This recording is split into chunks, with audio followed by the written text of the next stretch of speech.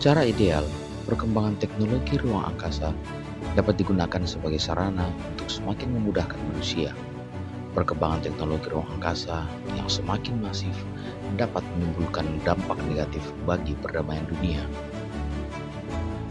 Outer Space Treaty 1967 dibentuk sebagai pengaturan bagi pemanfaatan dan eksplorasi ruang angkasa yang bertujuan untuk menghindari terjadinya konflik antar negara akibat pemanfaatan dan eksplorasi ruang angkasa.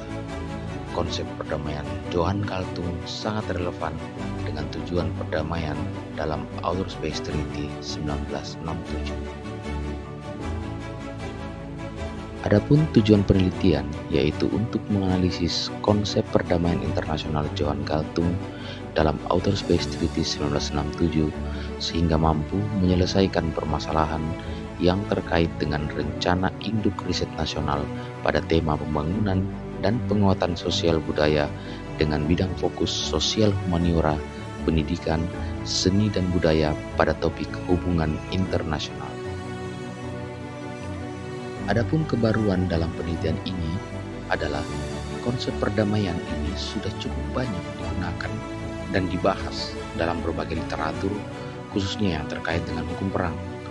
Dalam penelitian ini, analisis konsep perdamaian Johan Galtung dilakukan lebih spesifik pada hukum ruang angkasa di mana belum terdapat referensi mengenai topik ini. Dengan demikian, tingkat kebaruan dalam penelitian ini terdapat dalam korelasi antara topik penelitian terdahulu dengan tujuan perdamaian internasional Johan Galtung. Hasil penelitian menunjukkan bahwa tujuan perdamaian internasional dalam Outer Space Treaty 1967 memiliki korelasi dengan konsep perdamaian internasional dari Johan Galtung.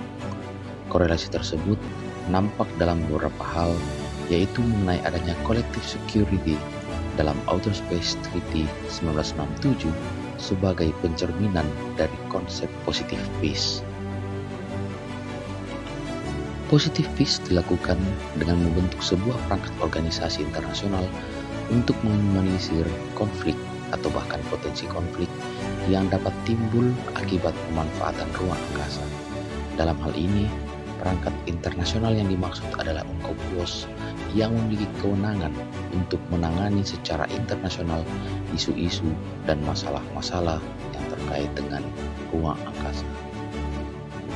Korelasi lain terlihat dari adanya tahapan pencapaian perdamaian internasional yang terdapat dalam Outer Space Treaty, yaitu tahap peacemaking, peacekeeping, dan peacebuilding. Peacemaking dilakukan melalui negosiasi konflik kepentingan antara Amerika Serikat dan Uni Soviet. Peacekeeping dilakukan dengan membentuk Outer Space Treaty sebagai landasan hukum bagi pemanfaatan ruang angkasa.